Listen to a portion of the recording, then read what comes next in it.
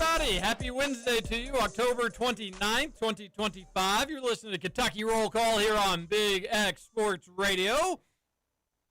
Hope you're having a great hump day. Stephen Peak, TJ Walker. Across the cement is Matt Childers. I assume I didn't get to get in there and say hello to him this morning. Producer Matt, are you there? I am here. All right, what's up, buddy? How are you? Nothing much. Been here since this morning. Had to fill in for old Scoots. He was not feeling too well. Oh, what was wrong with little Scooty? I don't know. He just said that he was feeling under the weather. He was sick. Maybe it's because he wears shorts and a T-shirt when it's 40 degrees and it's raining outside. Yeah, no, I Scoots deserves a day off. There's nothing wrong with him having a day off, but I bet that was just a good old classic. It's raining. It's going to rain all day. I'm out. I'm out. You pulled the Anthony Richardson tap on the helmet. Get in there, big guy. He deserves a day off, but I think this was weather-induced, no doubt about it. And it's nasty out there, folks. It is not fun. And once again, Stephen Peak, happy Wednesday to you. We have another weather person just assuming people can take off. I love that on Monday. And I couldn't really hear it that well because I was in Lexington, but I got the gist of it. Again, that was Brian Good. Was that on Monday? It's going to be, I think we're going to have Jack Pilgrim on the show, but I think it's at 12:15. Yeah, Okay. Now I don't have to respond to Matt in our group text. Okay, that makes sense. Producing on the fly, 12:15. We're going to have Jack Pilgrim on 3, KentuckySportsRadio.com. Sources says, you know Jack. You don't know Jack. Do you remember the You Don't Know Jack game? Oh, yeah, there you go. That was a classic. Yeah. I remember both in physical form and the OG computer You Don't Know Jack game. That was a good time. It was on PlayStation too, apparently. Oh, I don't know if I even knew that. But, these aren't like the Jackbox games. That's not what we're talking about. Well, I think Jackbox games did. That came from come that? From that. Okay. Yeah. I thought you were talking about Jack and Daxter. Do you play Jackbox game, producer Matt?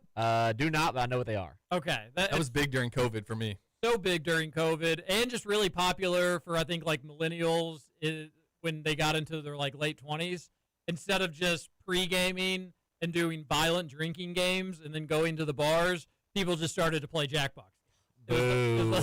Boo. You're still doing a little bit of drinking, producer Matt. Don't worry. But it just wasn't as all right, let's play what's the blackout game where every time they say black? There's also Kings. People played that a lot. Thunderstruck. Thunderstruck, where every time they say Thunderstruck, you just keep drinking until they say it again, and then the next person has to keep drinking. Okay, that's a new one. I didn't. Kings was a great one. Yeah, I remember that one. Oh, yeah. Good times. There's some classics. And then that transformed into just Jackbox games, and then it transformed into just not going out and not seeing your friends anymore. And that's the stage that's the stage that I'm in at this juncture. But Jackbox games was a blast and peak. I would put again, I am probably the most humble radio show host that's out there. We're the most humble radio show. But the Jackbox game that included the mental math, the quick little, you remember that one? Yeah. I think it was like the murder game. Uh-huh. And they'd include the mental math, undefeated in that portion. Oh, yeah. Loved it. Okay. A lot of fun. Jackbox game. That's a good time. We'll have Jack Pilgrim, also a lot of fun. He'll be joining us at 12:15, talk UK basketball, UK recruiting, all that sort of stuff.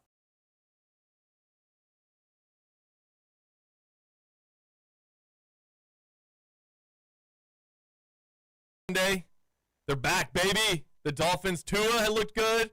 They might just win out, TJ. Sneak in the playoffs, 11-6. Have to beat the Jets. Well, they've done it once. They play Lamar this week. The Patriots at the top of the AFC East, the Dolphins second, the Bills third, and then unfortunately, I guess that means the Jets are bringing up the rear.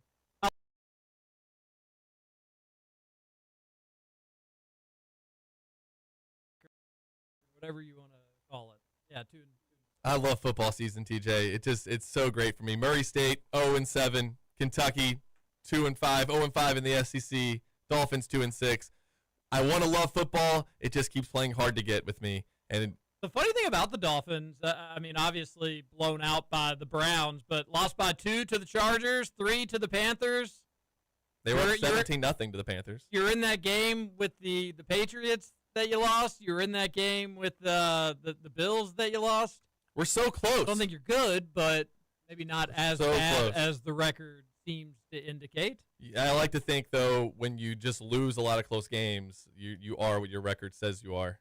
No, that's today you are. Yeah, right? Yeah. There's enough data there to say, okay, yeah, you've been close, but there's clearly a reason that you're not winning, and that's because you're not very good. But you can look at Kentucky the last several years and say something similar. They've lost several close games, not the one on Saturday. Oh, Luckett's turnover tweet was pretty wild. I had that earmarked to bring up on the show today. I guess since we're there, I'll go ahead and do it. Text into the Game Day Men's Health text line today, 502-414-1450, 502-414-1450. Kentucky is 1-3-1 this season, -5 overall in the turnover battle versus power conference foes. So Kentucky's only won the turnover battle once against a power conference team this year. Oh my gosh! Honestly, that's surprising to me that UK's even won the turnover battle once. What game would that have been? Ole Miss. Ole Miss with the turnovers. Picks. Yeah, but I think the Kentucky gave that one back a little bit as well. Didn't Kentucky have one turnover that game? Yeah, I think potentially. Luckett goes on to say that UK's 1-7-1 in 2024, -11 total, and UK has not been positive in the turnover column in a single season since 2020. Hard to win when you consistently are losing the turnover battle, says one smart Adam Luckett. And he's right. He's very, very right.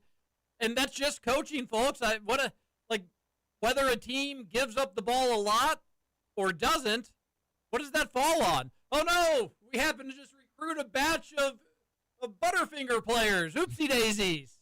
It's just bad luck that this is a group of guys that all just kind of cough it up one way or another. And Kentucky's turn, -5 isn't the end of the world. That's not dead to rights before you even get the game started. You can survive that. 1-7-1 last season is pretty bad. But it makes it really, really hard. Yeah, it you're makes giving it up really possessions. hard. And when you already take into consideration that you're probably at a somewhat talent disadvantage in the majority of those games, then what are you doing? You're making winning virtually impossible, which, if you've looked at UK's record the last 2 years, seemingly impossible. Is there some bad luck to it, though, when the fumbles are just bouncing away from you and being picked up by even when you force fumbles? It does seem like the ball just doesn't want to go UK's way, and that's really, really frustrating. But if you have to go back to 2020 to have a positive in the turnover margin, then that's a trend. That's a theme. And that's because you got, how many turnovers against Tennessee? Another pick six! Another pick six! Get him out of the game! How many turnovers that game? Was it 4 or 5 for Tennessee? I think it was maybe 5. They threw 2 pick sixes, and then I think, did they bring another quarterback in the next possession, and he threw a pick also? So it was 3 of 4 possessions or something with an interception for Tennessee. Garantano. He looked really good that game. I missed that. That's what they said in the rapid reaction. Nick Roush and Adam Luckett were saying, is there a way we can donate to their NIL to get Garantano back in Tennessee? It was 4 turnovers, 3 interceptions, and 1 fumble. Okay. That's not good.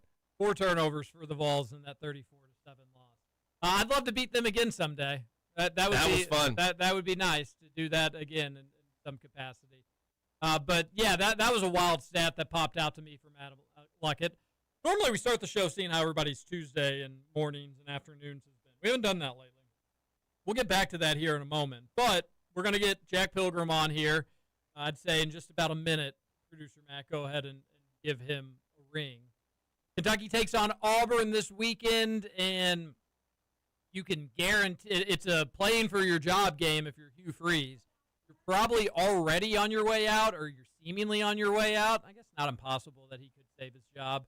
But if you lose to Kentucky, that would go ahead and expedite it. That would just make it real nice and quick and easy for the Auburn folk. Remember, Hugh Freeze did ask his Auburn athletic director for just, hey, can you come out and support me? Can you come out and say some nice things about me? Did the AD ever end up doing that? I'm not 100% sure about that. I don't think they did. Yeah, I don't. If they did, I didn't see it. So that would be, this is a big game for Auburn or for Hugh Freeze, and it's certainly another game for Mark Stoops. I don't expect that if he loses this one, this would be the straw that broke Mitch Barnhart's bank and and be the one that fired Mitch Barnhart or fire Mark Stoops, excuse me. But I guess you never know. The rumblings, the rumors were you're going to get through these next 2 SEC games with Auburn and Florida, and then maybe reevaluate things. My guess all along was that Barnhart was going to give Stoops the season, but we will. But time will tell, and who knows? Maybe you go and you beat Auburn, and maybe you beat Florida, and maybe you make this a little awkward potentially. I doubt we have to worry about all of that, but you never know. You're playing some teams these next 2 weeks that have a little quitability to them. Oh, what I was talking about with the weather thing, it was Jude Redfield. Jude this time. It was Brian Good on Monday. It was Jude this time. Jude tweeted out this morning, this is what 100% chance of rain looks like, and he attached the radar. He says it's a perfect day to turn on a scary movie and relax on the couch. Only one problem, Jude. It's a Wednesday. During the very end of the Hoosier Report with Matt Dennison, he also said, he was like, if you guys could stay inside today, I definitely would. At least he prefaced it with if you could, because you know what? We're the working men and women of America here on Kentucky Roll Call, the most blue-collar radio show out there. Do we have Jack Pilgrim on, Matt Childers? We do. All right, good way to go. Let's bring him right on in. Jack Pilgrim, I'm not sure how much we made you wait for that. I wouldn't have made you wait for any of it, Jack. Welcome into Kentucky Roll Call on Big X Sports Radio. What's up? What's up, buddies? You get my crash out king as a permanent co-host. So all the stuff that I get to hear on a road trip basis every time I come home from a sad SEC road loss, you get to hear it on your public airwaves. So I'm glad that it's the gift that keeps on giving. I'm in spitting distance, Jack Pilgrim. Lucky me. And that was a real treat to Sources Says when I popped it on today, actually, this morning, as a matter of fact. And love all the work that you all do on Sources Says and everything that you do, Jack Pilgrim. But I'm watching it, and hey, there's Stephen Peak. That was a nice, pleasant surprise to see Peak on Sources Says. Yeah, he's the ultimate. His arm is always loose, and I'm very grateful for that. We had like a 20-minute buffer that we had to kill, where it's like, Sean wasn't going to get back until 8:20, but I don't also want to wait around until 8:20 to start. So I said, hey, Peak, you got some take. Let's get this thing rolling. So very, very grateful for Peak, both last night and always. So did you get those the NBA banners that were in the Joe Kraft? Those are in your possession now? Oh yeah, baby. Yeah, in fact, I could go. I know where they're stored. I have kind of a long stash of them, and I could swap them out if I choose to. But yeah, all those darned banners that focused on the wrong things with NBA success, they are in my possession. So yeah, very very, it's a very cool thing. I do enjoy having John Wall and Kat behind me during my shows. Yeah, that is neat. It's funny how sometimes that works, where you just get a text message or an email or a phone call like, hey, don't really ask how, but would you want these? I got that with the Randall Cobb at the old football facility, where they had the players in their like half UK uniforms and half NFL uniforms. And this guy, a good buddy of mine, he was like, hey, I know you're a Packers fan. Would you want a Randall Cobb in a half Green Bay, half UK uniform? I was like, yes. Couldn't think of literally anything better to decorate my sports wall with. And then every time I see Sources Says, I'm like, that's so cool that Jack got that. We won't have to get into the details of how you got it, but very, very great. Like all your Sources Says podcasts. Those are always entertaining. Those are always great. I want to get to recruiting first before we get to some of your Purdue takes and preview to Georgetown and just overall season expectations. But yeah, he gave up the record last night. Him and Sean did. What was the record? He's got Kentucky 27-4. Oh, that's right. They went game by game. According to Barkovic, that is a 1 seed. We're back, baby. Wow. Okay. 1 seed coming this year, says Jack Pilgrim. What were the 4 losses, Jack? We'll do this first. We went. Oh, Stephen, do you have them pulled up? I don't have it sitting right next to me. I know St. John's was one. I know Tennessee was one. Tennessee. St. John. Do you have it pulled up, Stephen? Yeah, I'm doing that right now. So yeah, there was they disagreed on a couple. I think Sean said that Kentucky would lose to Gonzaga. Jack, I said a loss to Gonzaga. Okay, you did. So I know Gonzaga. And then there was a tricky one. There was a weird at Florida. So we're going at Florida loss. Then you had Yeah, you had at Tennessee a loss because you had Kentucky beating Alabama, I think, right? Yeah, so at Tennessee, at Florida, and then St. John's and Gonzaga, the only regular season losses for the one thing that Steven has been looking for his entire existence is getting back to 1 seed territory. So we're back, baby. Let's do it. That selection Sunday where UK is one of the top 4 seeds unraveled. That's going to be a Super Bowl for you, isn't it? Yeah, we haven't had that in 10 years. And it's not just that it creates an easier path to the Final Four. Isn't it fun when you only lose 4 games? Isn't it more fun when you go 14-2 in your conference and win the SEC? Good point. And yeah. Jack, I believe you also had them cutting down maybe we won't cut down the nets in Nashville because we're going to save that for when we cut down the real nets later, right? Oh, but we're going to be celebrating on a Sunday in Nashville. I'm going to not be at any coach's house on Sunday because we're going to be covering a game in Nashville on Sunday. Is that right? I didn't know if you were asking TJ that. Yeah, I absolutely think that. I think last year, had the injuries not popped up, I think that we would have been doing the same thing on celebrating on Sunday. I just think things just kind of got the wear and tear broke the team down just a little bit too much, and they couldn't fulfill their destiny in Nashville. And I think Pope just puts so much emphasis on specific events and games and knowing what matters to BBN and pushing the right buttons. And that is a button that just has not been pressed, as we talked about last night. Hasn't been pressed since that Shea Gilgeous-Alexander team. They're due. It's time. Going to Nashville, they're going to win the whole thing. And yes, hopefully it doesn't mean that we're sharing gossip in Coach Cal's kitchen this selection Sunday. What's up with the Gonzaga loss? Why do you think the Zags are going to get the Cats in Nashville? I'll be at that game.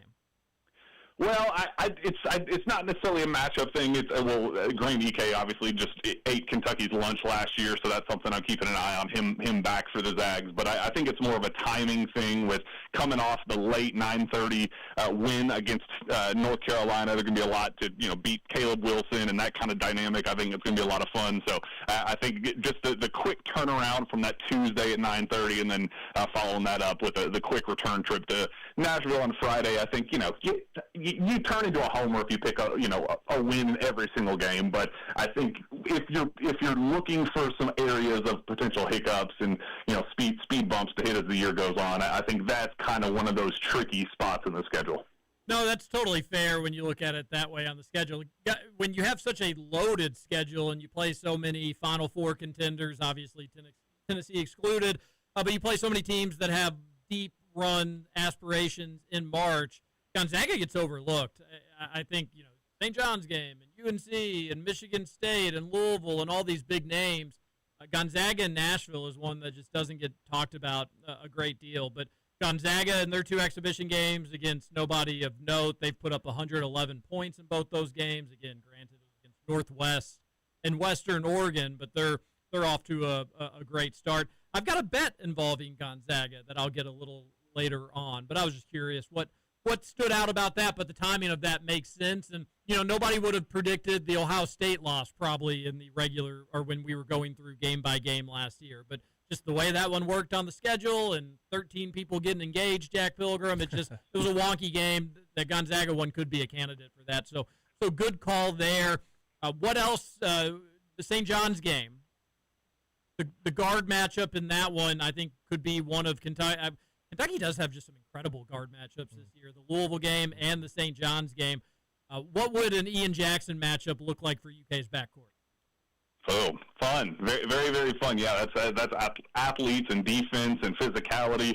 I think that is going to be must-see TV. I cannot wait for that one. And I think that one was more of an emotional hunch, knowing how Pope responded to the Coach Cal matchup. I just didn't think that – I think that was the first time that we saw Pope maybe not pee down his leg, but I think the spotlight definitely got to him, and the magnitude of the stage was definitely one that kind of bled into the coaching staff a little bit. So I think that we're going to see something a little similar with his mentor and the guy that's just kind of showed him everything. I just don't know if he's ready to it's my time now, old man. I just don't think I wonder if Pope is ready for that. I know Pitino is going to be just unbelievably prepared and come up with an unbelievable game plan specifically to beat the young pup that he is a product of his teaching. So I think that's just going to be one that the emotions get the best of Kentucky, and we'll look back on that one as an unfortunate slip up. I loved your all's analysis of the Purdue game. You all crushed it both right after the game and then talking about it as time has gone on. One thing that I will say is you all you included Jack Pilgrim, Stephen Peak, and just UK fans in general. You all are giving burner Purdue accounts way too much credibility, way too much time. They're probably just little 13-year-olds, Jack Pilgrim. Hey, but I had to explain this. I have a high school buddy of mine that the diehard Louisville fan. Growing up in Louisville, went to Eastern High School, so I was surrounded by Louisville fans. I'm sure you know a similar feeling, TJ. But I was the irritating, just absolutely obnoxious Kentucky fan way back then. When Kentucky was rolling, the 2012, 2015, I just could not stop running my mouth and kicking other rivals while they were down and making fun of other fan bases. That's who I was. So I think the emotion of Kentucky looking as good as they did against the number one team in the country, all of just how much they ran, so many Purdue fans just running their mouths about how good they're going to be, and we improved at every single position that we were struggling in last year, while also bringing back three superstars. So 1 + 1 = 2. We're consider us a national champion. So I think it was just all of that coming together, where some of my young high school days where I got my best trash talk out. I think it's just the opportunity presented itself to bring back the old times, because I haven't seen a team that's dominant in a very long time. So you have to just kind of bear with me this season. As I covered this team for the very first time, cover a truly dominant team for the very first time. Go crazy, talk all the trash you want, but Boiler Muse, if I saw him in my timeline one more time, and I guess I'm guilty of doing it right now. You're talking about it. But goodness gracious, let Boiler Muse live his life. I mean, obviously it's just a troll account when he's talking about belt to ass for an exhibition game, and then his first tweet after the game was, "You guys are putting too much stock in an exhibition game." It's just a little too rich coming from Boiler Muse. But no, that was a really wire-to-wire beatdown Kentucky put on Purdue. It was a buffer zone game of anywhere from 8 to 14 points, but Jack Pilgrim, I was impressed by Kentucky being in cruise control for the majority of that game.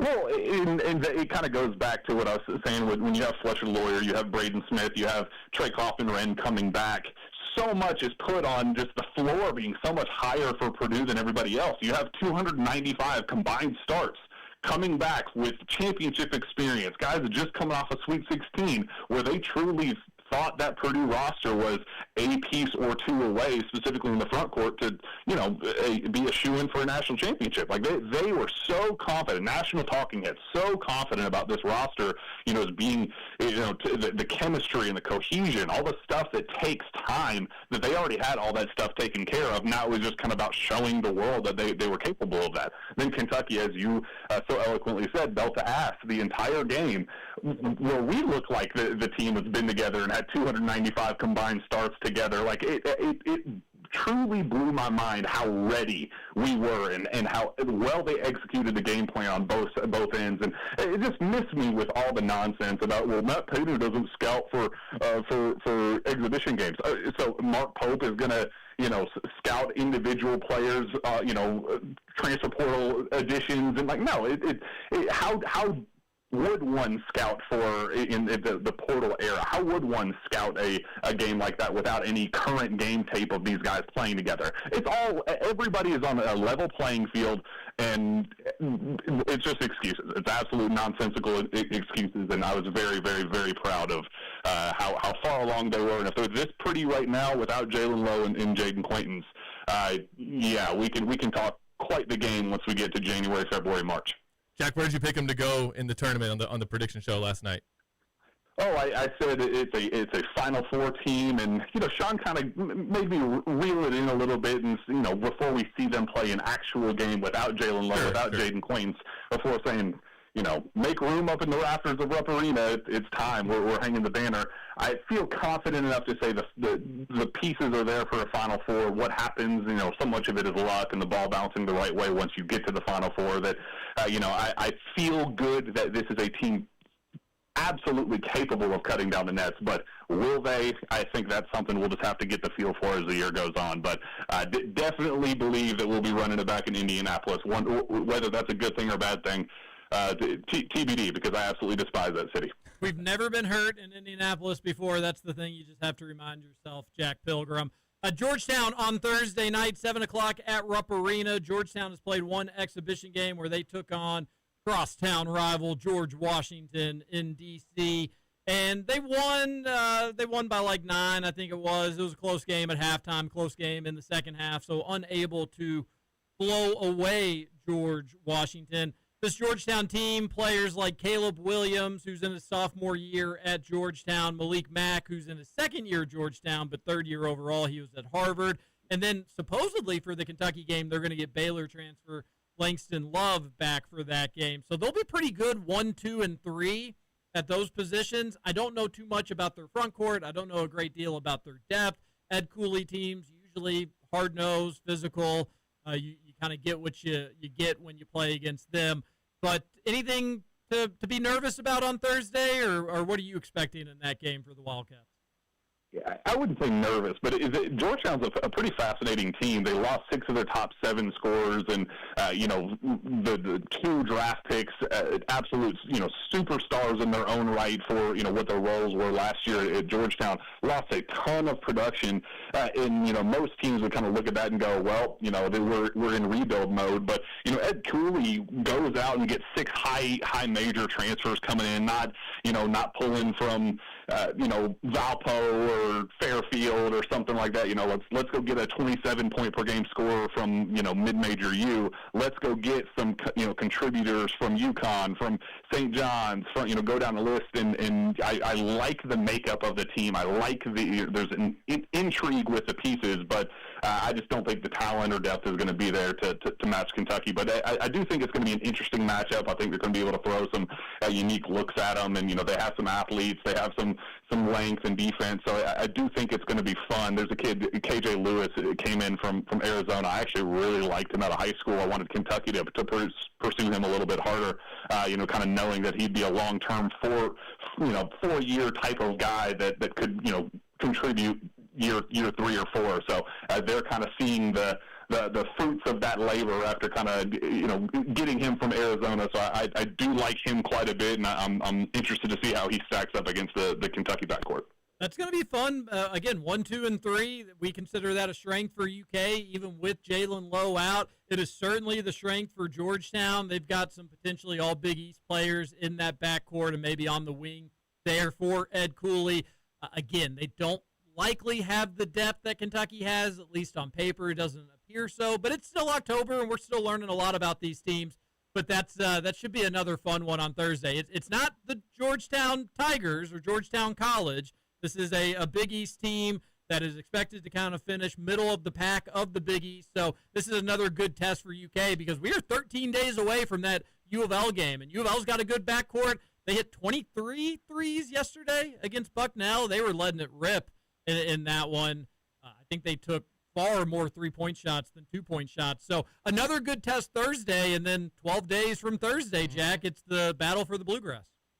Well, don't forget, we have the BBN United Classic presented by Kentucky Tourism. We can overlook that. We don't want to look ahead. Every game is important, and we have our first banner to hang, and that's with the BBN United Invitational. So make sure that we're not overlooking to get to November 11th, because we got business to take care of before then. Doesn't the U of L game split up the BBN Classic United, brought to you by Kentucky Tourism or whatever you said? Isn't it like a 2 games and then U of L, which is not a part of the event, and then they play somebody else afterwards?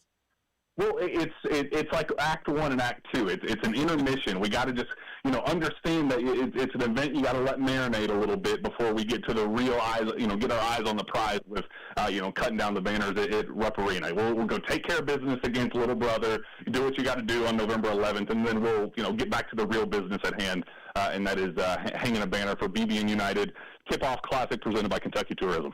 This rolls off the tongue, Jack Pilgrim. That would be hilarious if UK beats Louisville. And then for that Eastern Illinois game, like 3 days later, they just go way over the top for it. Just confetti, banners, and they just have a good time for that made-up championship. Jack, we'll let you go on this one. We are so appreciative for your time. Jack Pilgrim, make sure you're following him on social media. I'm sure that you probably are, at Jack Pilgrim KSR. Jack, Tyron Stokes, it's what everybody wants to know. I assume things are still going well there. And then who was it? Was it On3 that had an update today? Was it Joe Tipton that had an update today that said that Alabama and Kentucky, the leaders for Holt, but I think he alluded to if Kentucky doesn't get Stokes, all right, well, maybe they'll get Holt, but probably unlikely they get both of them. So I'll just let you comment on all of that.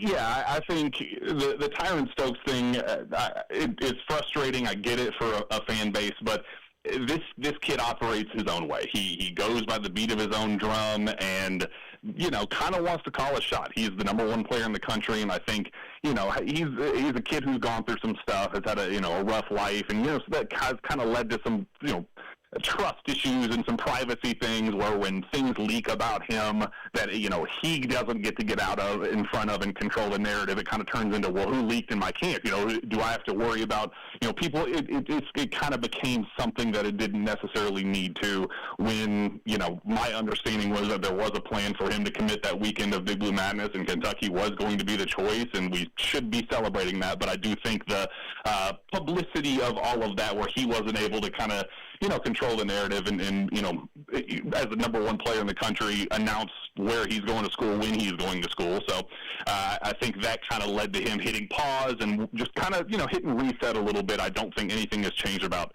the destination. I still feel very good about Kentucky being the choice when the time comes, but I think he wants to kind of, be in charge of his own future and what that looks like. So I know it frustrates fans. It frustrates people like me that get asked by fans about where he's going to end up going and what that means. And if he was going to commit Big Blue Madness weekend and now he's magically not, does that mean that somebody else has come in? Like, other people are trying. Of course, he's the number one player in the country. They're kicking the tires and seeing if there's any chance for movement. And the agents are obviously going to continue to pry and see if they can collect every cent possible for the number one player in the country, because that's their job. But I think at the end of the day, my understanding talking to Kentucky as recently as a couple of days ago, this is priority number one, total emphasis on landing this kid, nothing about his character or, him being a diva or any of that nonsense that impacts, his ability on the floor and what they think his impact can be at Kentucky. So that is priority number one, and they are working tirelessly to close on that one on Tyron's time.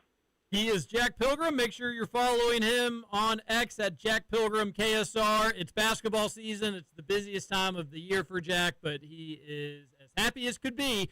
We love your stuff, Jack. Thanks so much for your time here on Kentucky Roll Call. Thank you. Jack Pilgrim. All right. We got to take our commercial break. We'll come back. A lot of good stuff from Jack. We will take what he said and comment on that. Read your text into the Game Day Men's Health text line, and a lot of other fun stuff on today's KRC.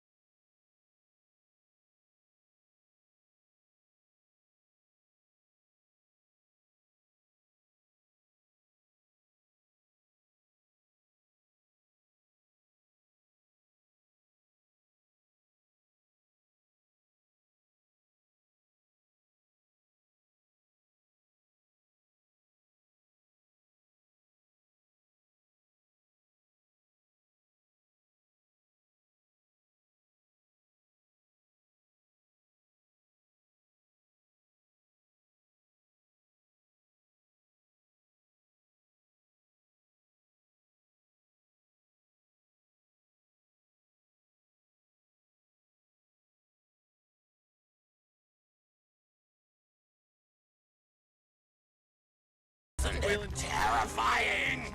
All right. Great Halloween, everybody. I believe it was our most horrible yet. Thank you, everyone. No, thanks to you, Jack. Welcome back. Kentucky Roll Call here on Big X Sports Radio. Stephen Peak, Matt Childers, TJ Walker. A big special thanks to Jack Pilgrim for taking 15, 20 minutes and talking some UK basketball with us. And then just had to squeeze in a little recruiting talk there at the end, but things looking good for Stokes. I was going to not interrupt Jack, but I was going to throw in, like, all right, he wants to do it on his own time. All right, Diva alert, and then Jack has to throw in, like, he's had a hard life. He's had a tough this. He's had a tough that. It's like, Then some stuff happened. But never mind. I'm just not going to say that then.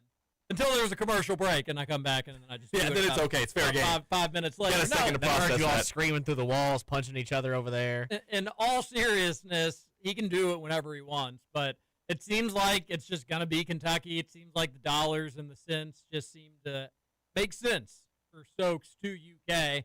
So, go on and get it on with. But no, we can be patient with that. Stephen Peak and I were talking country music song lyrics and just kind of how outlandish they were. That was a fun thing to do during the commercial break. If we get time during the show today, maybe we'll do that. That was a Halloween clip coming back from the show. You're doing great with the Halloween clips today, producer Matt Childress. That was from Nightmare Before Christmas. That's at the very start of the movie. Yeah, he gives the Jack shout out. And Yeah. I know that because I put it on for the 4-year-old yesterday. Do we think the 4-year-old liked it or was too scared? Definitely too scared. She asked for it for what it was worth. She said, I want Jack Skeleton. I said, you want the Nightmare Before Christmas? She said, bring it on, Papa. I wish I would have changed my answer because knowing what you guys have in your house, she's got to be like dissociated with anything scary at this point. How do you know what we've got at our house? Because you don't remember like the 30-minute segment where you just you basically portrayed all of your horrifying Halloween decorations. I'm not used to my producers listening in my 12 years of radio. So that's what you got to give me a little grace on, okay? You were paying attention? I was paying attention. Okay. All right. Sorry. I'm just I'm not used to the producers paying attention. Okay. That's fair. She is certainly baptism by fire with the spooky at the house. She asked for it. She watched probably about 25 minutes and then said, can we put on Bluey? This is too scary. I don't want it. But she really enjoyed Christmas Land. She wanted him to stay in Christmas Land the entire time. Yeah, I think the animations of that show also just like it's really weird. But they're supposed to just be unsettling. And right? it works. And it does work. It works. Tim Burton for you. Tim Burton did I think it's the best Halloween movie. It just fits the themes also well. Sleepy Hollow. Oh, okay. That was very good. Say the best Halloween. But it's kind of a classic, and just the scenery of Sleepy Hollow. The way that Tim Burton creates a scene, is very like haunting. It's just gothic. It's very Halloween-ish.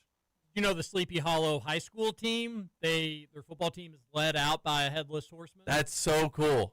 Yeah, Sleepy Hollow. No, Hollow I didn't know that. That's high awesome. School, I think their mascot is a headless horseman, which that's great. I mean, if you're Sleepy Hollow, you've got to lean into that. Yeah. And they do Foley seemingly, which is pretty great. I don't know if I'd say it's the best Halloween movie, but I like it. And I mean, the movie itself is actually probably just needs to be redone, but kind of just like the lore around the movie. Yeah. You're talking about the Johnny Depp version? You didn't like that? It could just be a little spookier. Really? I thought there was plenty of spooky. You thought it was you thought it was spook enough? Yeah, and you got the dreams, like the dream scenes that are really. I love stuff like that in scary movies because anything can happen. It's a dream, and those sequences are good and felt a little more artistic than scary, which is okay. Yeah, I guess that's true. But it gave a lot of backstory to the Headless Horseman that you never heard before in that legend of Sleepy Hollow, and I thought it was really good. I might actually turn it on tonight. That might be what I'll watch. Well, Sleepy Hollow. We haven't got to a horror film yet. My wife and I keep talking about how it gets to October. We're like, all right, we got a lineup of scary movies. Watch Weapons. Is that still in theaters? No, you can buy it for like $5. Okay, it's worth it. It's a great scary movie. Now, a classic. Weapons will go down as a classic scary movie. It's just good. It checks all the boxes. Okay, and what is it about again? Like these kids go missing from the school. Watch it and find out. But that's what it's about, right? They go missing. Yeah. So a classroom has all but one kid go missing, and it's a new teacher to the town and to the school. Wouldn't that be what in the world is up? Well, here's where this is where you just can't think about stuff too much. That's actually what we were doing with those country songs during the break. And if you think about a plot too much, sometimes it ruins it for you. So maybe don't even listen to what I'm saying. But that movie, as well as a lot of others in the scary movie universe, like in those worlds, there would have been podcasters would have come to town. It would have been a nationwide craze that, what's going on? People would be afraid to send their kids to school all over the country. It would have been it wouldn't have been confined to this town. But in movies, you gotta see. Maybe they addressed that. Maybe they addressed it. Okay, they do. Maybe you gotta see and watch. All right, I'll check it out. It's not that it would make it a bad movie or it would make it unwatchable or anything like that. But every time I get what you're saying. To suspend some beliefs, I think, is just natural in film or theater or with entertainment to a certain degree. I think if you watch the Harry Potter series as an adult, you realize you're a loser. Well, I mean, I guess I don't know. I'm kidding. I like the Harry Potter. I did watch it as an adult, and I would have been a Ravenclaw. It's still like a good series, but when you watch it as an adult, you're like, none of the twists are actually twists. Like, it's just, we decided the magic would work this way because that's how the story will be told better. It really doesn't make any sense. There's just so many. But I think that's true in like all of movies. And you're right. You just have to suspend your belief. But good storytellers find a way to hit the part of your brain that is that will follow storylines and listen to stories. That's a different part of your brain that is going to be analytical and try to figure things out. So that's what a good storyteller is able to do, able to get you to suspend that belief and go all in on what is being told to you. Well, watch Weapons. It's good. I recommend it if you haven't seen it. It is really good. And that scene that you played in Halloween or in Nightmare Before Christmas, that is just, I don't know if I knew this or I just remembered it, but that is how they spend their Halloween in Halloween Town. You know that, producer Matt? No. Like, that is their Halloween. Is I guess they just do this skit. The whole town just has to do this little like play or song led by Jack Skeleton, and then it's over, and then that's just their Halloween. I say because I do know they spend like the whole next like 364 days preparing for the next one. Yeah. So that's all they do in that town. No wonder it looks so depressing. No wonder Jack wants to get the hell out of there. Would you have picked Christmas Land if you were presented with a dozen trees with the emblems of all the holidays? Well, I don't like Halloween, so yeah, I would. You pick, but they had Thanksgiving tree. I'm picking Thanksgiving tree. It would have been hilarious if Tim Burton did a take on Jack Skeleton Goes to St. Patrick's Day Land, and it's just a bunch of again because they're pretty stereotypical in this movie. Halloween Land's a bunch of skeletons and spooky things. Christmas is a bunch of elves and they're stereotypical elves and Santa. I would love to have Tim Burton's take on St. Patrick's Day Land. Just a bunch of drunk little Irishmen. Yeah. Jack Skeleton I would like to tries to bring that drunk culture back to Halloween Land, and you get the snakes that are just getting blasted, and Sally and the little weird laboratory guy. They're having a good time. They really never thought to make a sequel to that movie where he goes and visits the other holidays? We as a culture, as a society, need more Thanksgiving movies. There's not nearly enough. Wow. Yeah, there is. And Thanksgiving is like what are they? It's one of the more wholesome holidays around there. It's not by itself tied to a religion. It's not something that's exclusively for kids or better for kids. It's actually one of the few holidays that's probably better for adults. Jack and Jill, we talked about that a couple weeks ago. That is considered a Thanksgiving movie? Yes, it is. Okay. Is that so? I don't think the movie takes place like during Thanksgiving, yes. Planes, Trains, and Automobiles I consider a Thanksgiving. Do you guys have a favorite like animated Tim Burton movie? We've been talking about it the whole time. Probably Nightmare Before. Oh, that's a bad take. Go on. What's yours? Corpse Bride's so much better. Oh, whoa. With Johnny Depp? I think when my daughter was like 1.5 or 2, I put on Frankenweenie, and that was a mistake. Yeah, that movie sucks. I thought that movie was kind of cute, but it wasn't. No. Corpse Bride. I don't even know if I've ever actually watched it, so I can't get on you too hard there. Rocky? That's considered a Thanksgiving movie? Rocky? Okay, that's a This is according to Rotten Tomatoes. That's the 6th highest ranking Thanksgiving movie. I don't. What else is played on Thanksgiving all the time? I kind of consider Meet the Parents Is that one a of them? Thanksgiving movie, although it's not. All right, here's what Ranker ranks. Number 1, Planes, Trains, and Automobiles. Okay. I agree with that one. Number 2, they've got Grumpy Old Men. Number 3, Adam's Family Values. Number 4, Miracle on 34th Street. All right, that's a stretch. Number 5, Son-in-Law. How is that not a Christmas movie? 6, Home for the Holidays. 7, Beethoven. 8, a movie just called Thanksgiving.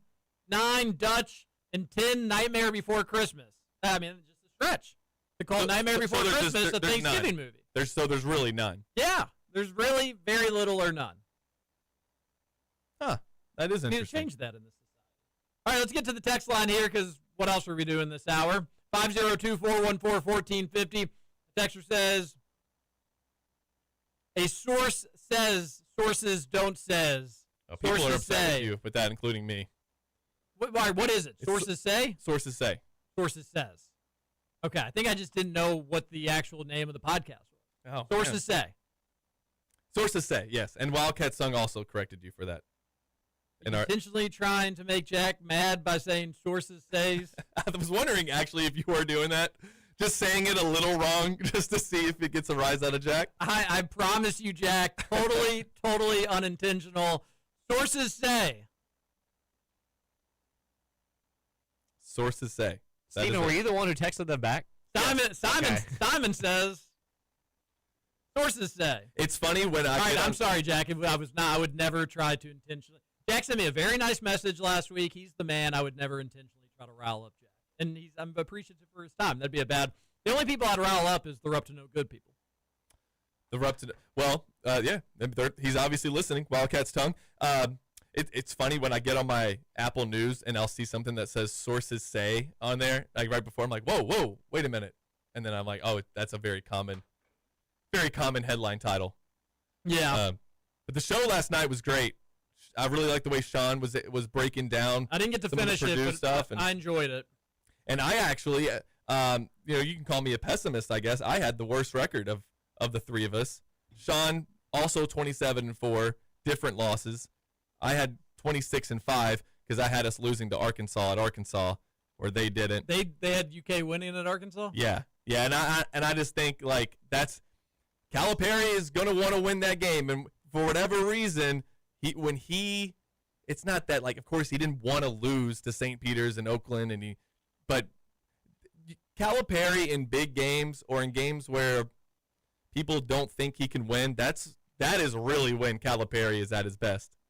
And Arkansas might be favored in that game. We'll see. But last year, I thought it all the way up until tip-off on February 1st of 2025 that John Calipari is going to find a way to win this game in Lexington, and he did. And I think he'll do it again in Fayetteville. Now, what would be just pure cinema. If you are ESPN, could you think of a better SEC championship game than Arkansas and Kentucky? In Nashville. Yeah, that would be so good.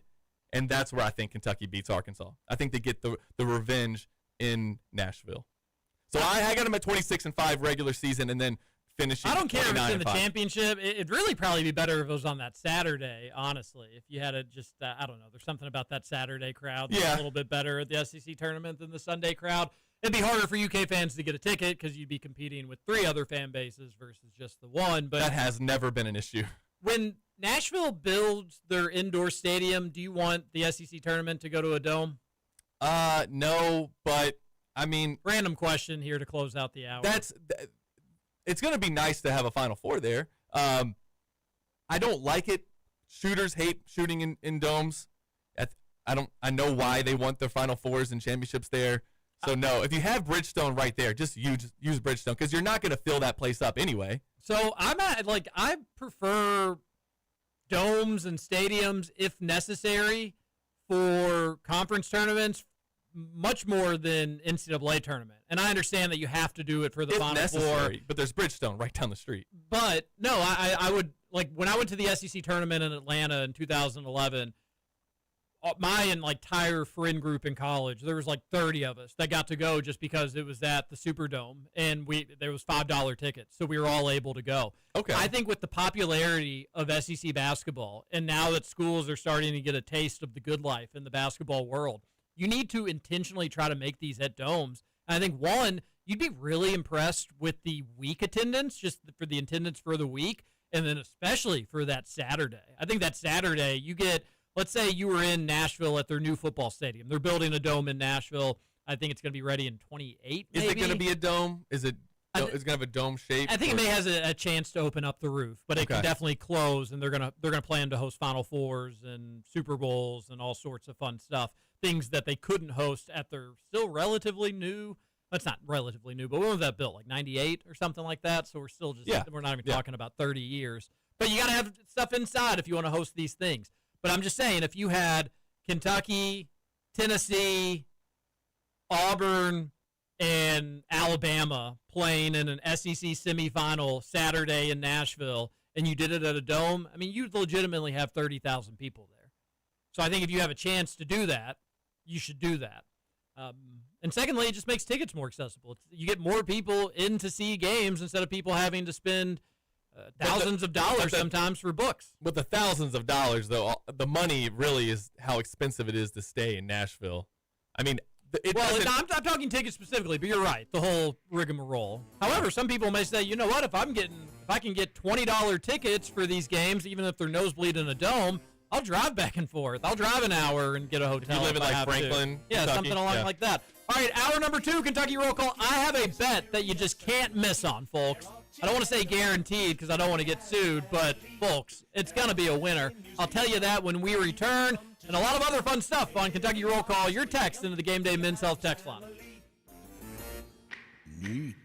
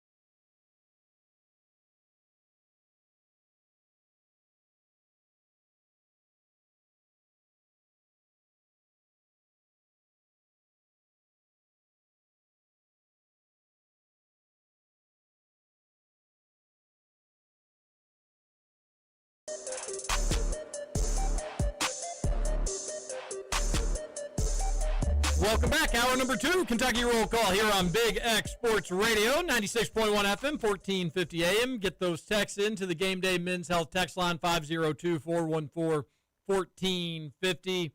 We love Game Day Men's Health. They're redefining men's wellness. They'll get you feeling right. Weight loss, peptides, anything you got going on in your life, Game Day Men's Health can figure it out. It's some days it's just, I don't know why I'm feeling sluggish. Let them take care of you. And then also excited about our friends at Salsaritas, the Fresh Mexican Grill. $5 burritos on Friday. $5 burritos at Salsaritas for Halloween. You can celebrate this frightfully good deal at their St. Matthews location, at their Middletown location. It's got a drive-through, which that would be pretty clutch today on such an ugly and nasty day. And then out on I-65 in Bullitt County, Shepherdsville, $5 burritos is what they're calling them. Burritos. Burritos. I check out some Salsaritas on Friday for $5. A $5 burrito, and they pack them. That's the thing I love about Salsaritas. And just in today's society, seems like you pay for less. Like bag of chips, you just get like 4 chips in them nowadays. Yeah. They ball out. They're not afraid to give you just a ton of chips. They're not afraid to stuff those burritos where they look like bricks. My old business, they used to this old company I used to work for, they used to cater with Salsaritas for us for lunch, like once a month, and it was always a good day. Salsaritas Day was so much fun. Margaritas and Salsaritas, it was great. Go over some charts. Margaritas during your work meetings? Yes, on Friday. Well, every Friday we had. Every Friday at like 2:30, they would have margaritas for everyone. Let me know, if any J&L Marketing. If you're looking for a job, that's a really cool place to work. They're awesome. Thank God TJ's good at producing. He might not see me here no more. We've lately been doing our remotes at like restaurants and bars, seemingly, but we used to have like some of the other places we did it that didn't serve food. We would bring Salsaritas with us.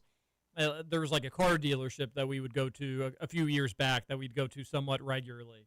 And when they would see Salsaritas coming in, these fellas, it was like they hadn't eaten in weeks. They'd get so excited to see Salsaritas coming. And that's what you can be to your employees. Did that yesterday. You if you're the boss person at your office, you can say, you know what? I'm gonna make these employees today. I'm gonna give them some Salsaritas catering. Go ahead and do it. Do you care about your employees or do you not? That was one of the things. Honestly, it was one of those things that made me like want to stay there. Almost made me want to go back there. Honestly, because they treated their employees well and just stuff like that. Don't worry about bringing in your lunch tomorrow. We're catering Salsaritas, and that was always a good day. Just loading up. I sometimes just make the nacho plate, just queso with the ground beef. I might have to stop by there today, actually, now that I'm thinking about it. I haven't had lunch yet.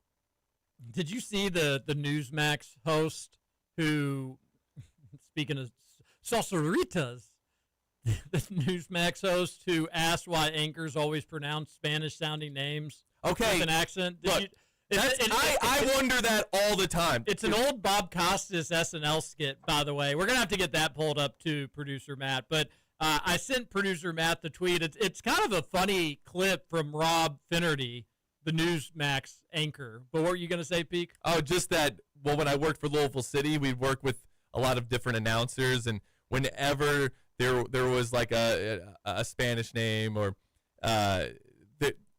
it was like you don't have to do that. You don't have to add on the accent. Because you don't do it for anyone else. Like, there could be German players, and nobody adds on a German accent to the end of a German player's name. But for whatever reason, whenever it was like an Hispanic player or a Latin player, they added on like a Latin accent. And I was like, don't do. For some reason, why is that? I wasn't offended, nor was anybody else. But I was like, how is that not kind of offensive? That you were doing that. Right on cue. Rob Finnerty has that. He says the same, Stephen Peak. On another note, tonight, the New York City mayoral debate last night, but I'm less interested in what the candidates actually said, and I'm more interested in why we keep doing this. Government Affairs reporter Melissa Russo, senior politics editor at Politico Sally Goldenberg, and Telemundo 47 anchor Rosarena Breton. This is a 2-hour debate. What? All right, so we have talked about this, and I just don't get why we do this, who started it, when this started, but whenever it is a Spanish name, we are all suddenly required and expected to shapeshift into the perfect Spanish accent. Normal, everyday news people do it all the time. They forget years of training. They forget their non-regional diction. That Telemundo anchors, by the way, Rosarena Brenton. Just say Rosarena Brenton. But for whatever reason, we all feel the need to pronounce it like we're living in Mexico, like we're living in a country where Spanish is the native tongue. That's not the case here in the U.S. Rosarena Bretonia. He said it. I couldn't understand what he was saying. As I've said before, I am Irish. And if I was moderating that debate, would the host introduce me as Robert James Finnerty? You know, the little lad. That he is, Robert James Finnerty. If the host was Chinese, would they then... Oh, it cut off. That's a good spot to cut it off. Well, he does not do a Chinese accent. Okay. I do like that it kind of leaves it like he was about to. He does not. And hit the dump button right there. Although I did love his Irish accent. I thought it was pretty good. But the point's well taken. And as a matter of fact, it's an old SNL skit with Bob Costas in it. Do you have that ready to go, producer Matt? Pulling it up. When it reset, I have to find the reply. It is funny, and I don't know why they're only doing it for like the Spanish accent. Who is that for? Like, are like there's Spanish speaking people watching you say everything in English, but you do that little accent to someone's name, and they're like, okay, that guy gets me. I can relate now. Doesn't make any sense to me. Is it ready? It is. It's 5 minutes. You want me to skip anywhere? Or you just want me to start from the beginning? No, just start it from the beginning. I don't think there's any cursing. Start it from the beginning. We're not going to play the whole thing. We'll just you'll get the point. The fighting for now is over, but for the people of Nicaragua, that is small consolation. This is Robin Fletcher for NBC News, reporting from Managua, Nicaragua. What do you think? Well, it's a nice report, but is this the week to cover Nicaragua? Well, I think Nicaragua is important. And not just Nicaragua, but also Honduras, and especially El Salvador. But wasn't the big story the defeat of Ortega and the fall of the Sandinistas? Excuse me, everybody. I'd like you to meet our new economics correspondent, Antonio Mendoza. Well, or Antonio Mendoza. Oh, it's nice to meet you, Antonio. I'm sorry, is it Mendoza or Mendoza? Mendoza, just Mendoza. Oh, all right. Okay. Well, Antonio, Kathy here was just talking about our coverage of Nicaragua. Yeah, well, I think that the economic development in that region is going to be a real big story. Yeah. Especially now that they don't have to worry about the contras. Yeah. Oh, great. Yeah. Right here. Okay. Antonio, please feel free. We always order too much food. No, thank you. Okay. All right. Who had the enchiladas? Oh, yes. Okay. We also have a combination bean burrito. All right. That was SNL. Well, yeah, it is true though. You don't really get it with the when you're ordering. Don't need to roll your R's. When you're ordering Chinese, you don't say it like that. How do you say it? Just a general pal, just Kung Pao chicken. Yeah. The one thing when ordering like it's General Sal's chicken is one that always gets me. I'm like, I don't know why I like can always I'll like look at them and I'm like, is it actually Sal's or is it So's? Like I don't know. I don't actually know the. Yeah, it's better than what I do. I just go and point. Say? I want that one. They just look at me and they go, okay. They don't. You've never gotten a good response. Do you do that when you're like at a Mexican restaurant? Do you order it like? No, but admittedly, like I do feel this urge to be like, gracias. Yeah. That's the worst. Por favor. That is like, the worst. I do feel this like need to like want to speak very limited Spanish that I know, and it's very dumb. I don't do it, thankfully, but. Do you think that will? I do get the. That'll help him out. Like, okay, gracias. Okay, well, they're just like talking Spanish, so it's like, yeah, it's just like, all right, they may be more comfortable hearing me speak Spanish. The cringiest is when you're sitting at your table and then another family next to you is like, hold on, I got this, and is ordering to them in Spanish or attempting to, and you just see the server like, come on, man, you can just tell me what you want. Yeah, like, I deal with several people who do not speak Spanish, and we get through it just fine. I think they'll be okay. It is. I thought that was weird, TJ, and from being around Louisville City stuff and all that Did you ever? Because you used to call the games. You didn't add on any accents to any of the names, did you? If it looked slightly foreign to me, I was going strictly in the most stereotypical pronunciation of that last name. German, Spanish, you know it. Yeah. No, I just said it. I normally just mispronounced it, is what I did. Okay. Well, yeah, that's good. That's good. That's one way to do it. We were watching one of the games, and it was every time this guy touched the ball, they were just adding this accent to it. And honestly, I thought, isn't that kind of offensive that you're just doing it for this one player? There are guys on this team from Italy, from Spain. Well, Spain, that's the one they were doing it for. But, there are players all over the world. You're choosing this one player to give them, I don't know.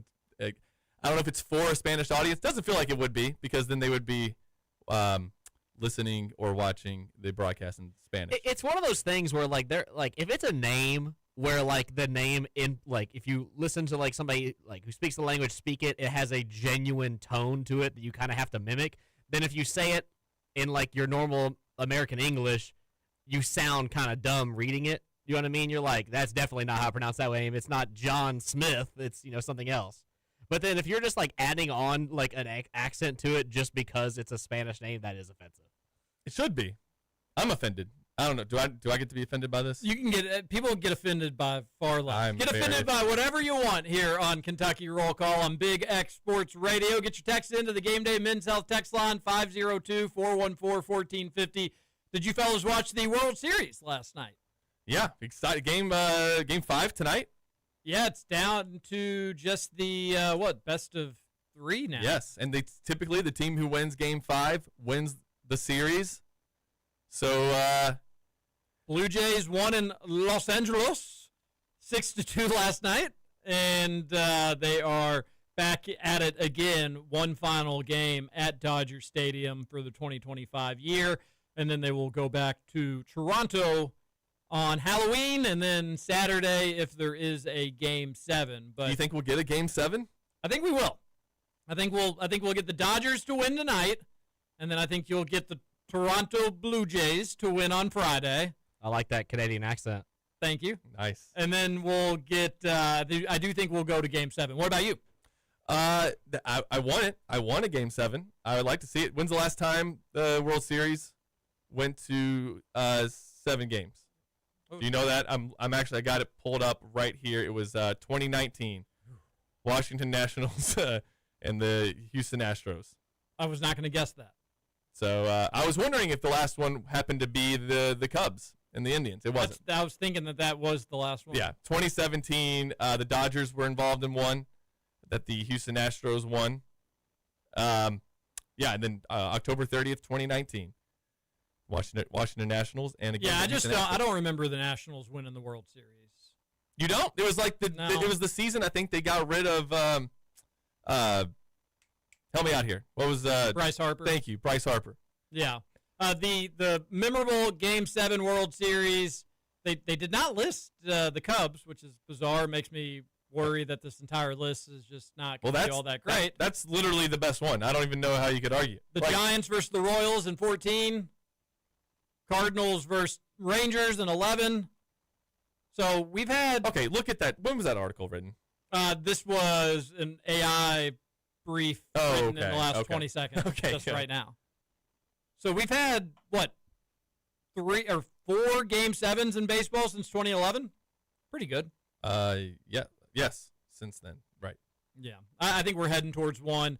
But they get back at it again tonight, like I said, one final time in Los Angeles. Who's pitching in tonight's game? Anybody have that pulled up?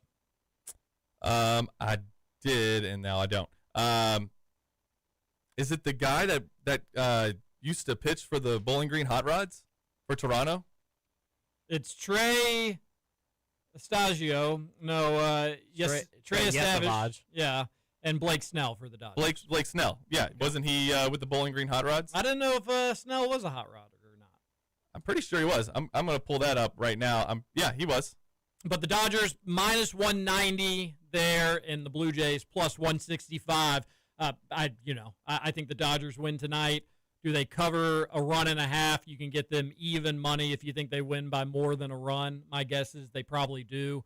Something like 5-2 is my guess for tonight's game. But don't go to me with any baseball knowledge. I'm just guessing like you would. But I do generally think that I've got a feel on college basketball. It's my best betting sport for sure. And not that I'm great at it, but somebody's got to be, you got to have a best at something, and that's my best is college basketball. And there was one thing that jumped out at me, and I posted it to the Kentucky Roll Call Twitter community. And if you're there, we'd love to see you. We've got I'm always surprised by the number of requests we have of people wanting to join. So keep joining. We always appreciate it. I think the question to get in, just to kind of sort out bots, is who is Scooter Dingus, which is now, he's not associated with Kentucky Roll Call, but probably a 5% success rate of people answering that question right or correctly who go into the show. A lot of people just say Nick Roush is the most common response to who is Scooter Dingus, but it's actually Justin Kalen. You don't have to get the question right, however, to get in the Kentucky Roll Call Twitter community. But I saw this bet, and I don't know. I thought it was definitely worth putting some coin on. You can, first off, just Duke to win the ACC. And producer Matt, you may not like to hear this, but Duke to win the ACC regular season at plus 165. I don't know. Like normally when I feel this good about something, this is probably good news for you, producer Matt, is normally when I feel this good about something, it doesn't happen. But it's a 2-horse race in the ACC, and that's it. UNC and NC State will make the NCAA tournament, and they'll probably, I don't think it's impossible. Like, Miami could make the tournament.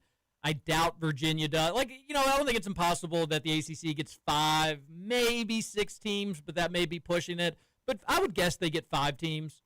UNC and NC State will be included. But it's a big drop-off between NC State and UNC from Louisville and Duke. And admittedly, I think it's kind of a sizable drop-off from Duke to Louisville. So I think it's Duke at the top. I think there's a little drop, and then there's Louisville, and then I think there's a big drop, and then there's UNC and NC State, and then there's just a seismic cliff to the rest of the ACC. So you're really only competing, in my opinion, with one other school, and that's Louisville. And I think Duke's front court is significantly better than U of L's. Of course, we need to see U of L with Kaysen Pryor. We haven't gotten that yet. He wasn't available against Bucknell last night. But Duke at 165 to win the ACC, I think that's some solid value if you're the betting type out there. Now, if you want to get a little greedy, I love a well-placed fart sound, producer Matt, so well done, buddy. If you want to get a little greedy, which, why wouldn't you? 165, that's not good enough. We can do better than that. Well, Gonzaga always wins their stupid basketball conference. It doesn't even matter what it's actually even called. You can get Gonzaga to win the West Coast Conference at minus 160. That's not good juice. They're probably going to win it, but you'd have to bet $160 to win 100. So, if you don't want to bet that, I wouldn't blame you. How good is St. Mary's this year? St. Mary's is plus 425. That's it, right? It's St. Mary's. Yeah, San Francisco, they made the tournament, I believe, last year. They're a solid program, but not really a threat to win. Well, they used to have a good coach. They've won a national championship. They had Todd Golden as their coach back in 22. If you parlay Gonzaga and Duke, that bumps it up to plus 330 for two things that I feel pretty darn good about happening. Okay. Plus 330 is good juice. So, if you bet $100 and Duke wins the ACC, which they're going to, and Gonzaga wins the West Coast Conference, which they're going to, that'll pay you $330. I can't believe that juice. That's pretty good. I do. I think it is pretty good. I definitely think it's worth a sprinkle. Kentucky's odds in the SEC continue to climb. They're second favorite behind Florida, but before you know it, if they beat Georgetown down badly, it wouldn't shock me if going into the season UK ends up being the favorite. They're plus 280 to win the SEC. Florida plus 260, and then a pretty big drop-off to Arkansas at plus 550, and then a big drop-off to Tennessee at plus 850.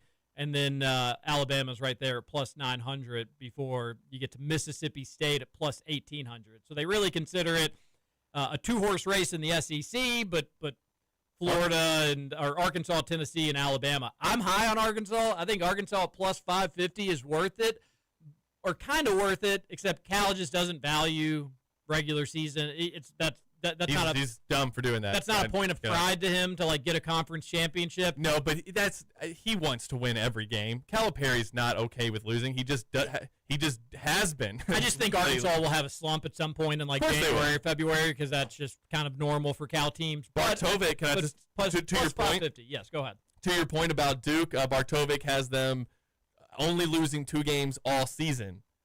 He has them losing in the Yum Center, and he has them losing at North Carolina.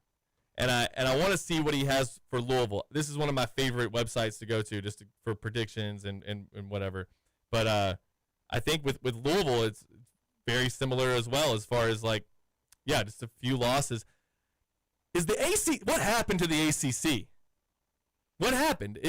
Part of it really is just North Carolina has not been great. Yeah, Hubert Davis at North Carolina doesn't have them at the Roy Williams level, and he's replacing a Hall of Famer, and that can be hard to do. Thank goodness we feel solid that Pope's up to the challenge. And then he went to a national championship game his first year. No way. Bartovic has Louisville losing just as many games in the SEC as he does in the ACC. Oh. Wasn't that the case? They actually has them losing more games in the SEC. They played Tennessee also. That was the case last year. They lost more games than they did ACC. That is right. So again, we're running that back. Then he has Louisville losing at Duke, beating Duke at home, losing at North Carolina, and I don't think North Carolina makes the return trip. So we only play them once this year. And then Virginia losing Tony Bennett, obviously. But what happens with that? Taking a step off. But who wins the ACC? Who wins if they're both? What's the tiebreaker there? If Louisville only has 2 losses and Duke only has 2 losses, and they split home and away? It would probably they would split the championship for what it's worth. So do you still get paid out? How does that work? Yeah, it would probably get paid out at a fraction though. Really? Unfortunately, yeah. Okay. But you wouldn't lose your money because they still would have won the championship, but it'd probably get paid out at a fraction like what they do with golfers when there's a split there. But for the 1 seed, it would be whoever has the better record against the 3rd team. What did you think about Louisville last night?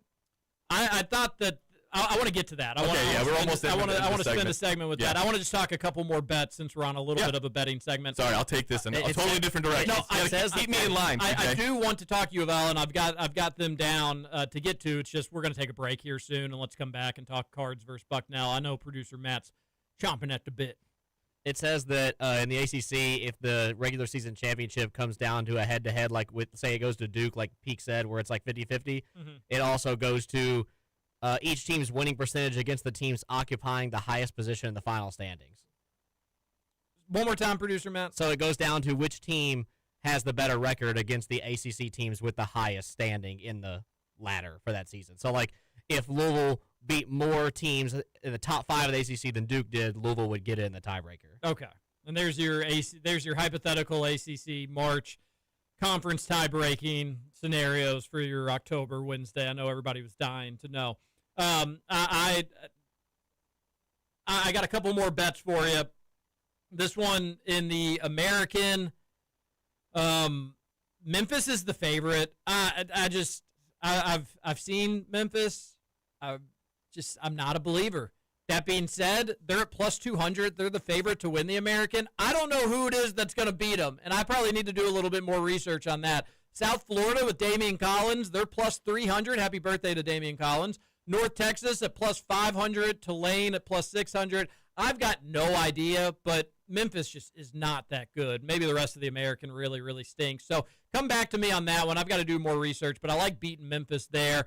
And then in the Big 12, BYU at plus 425, Kansas at plus 650, Texas Tech at plus 550. I know Houston's my national championship pick, but Houston at 160 with those 3 teams chomping at the bit, I don't know. I just think you can get a good number. BYU plus 425. That's enticing. Texas Tech plus 550. And then what if Darren Peterson just is unbelievable and really is that good? Kansas at plus 650 is a pretty good number there.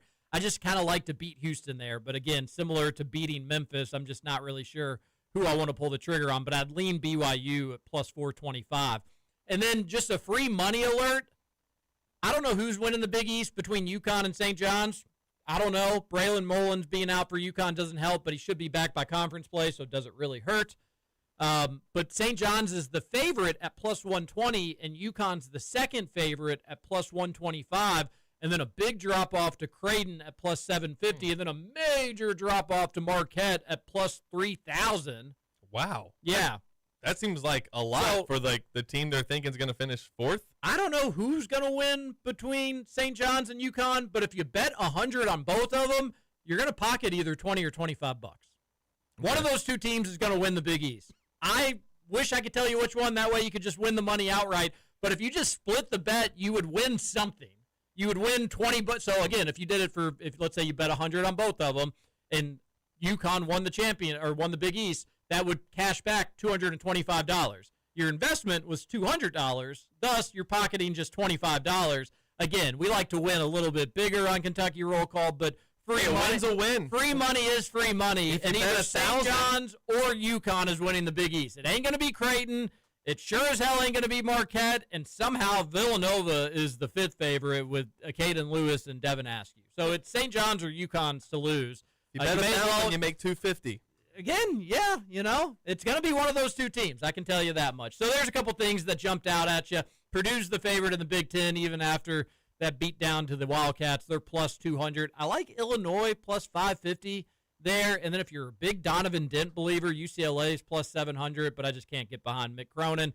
And then that's talking some bets here. But we're going to talk U of L. They played Bucknell last night. We're going to get your text, but the text line's messed up. So I think the best thing you could do is go to the YouTube stream and just send in your comments there, and we can read them that way. But if you texted in today, we probably could not read it. It came in as a blank message. So the Canadian number, WT, there's actually a couple that did come through, but many more that didn't. So try the YouTube stream. We'll get back here on Kentucky Roll Call for one final segment. Stephen Peak, TJ Walker, producer Matt Childers after this.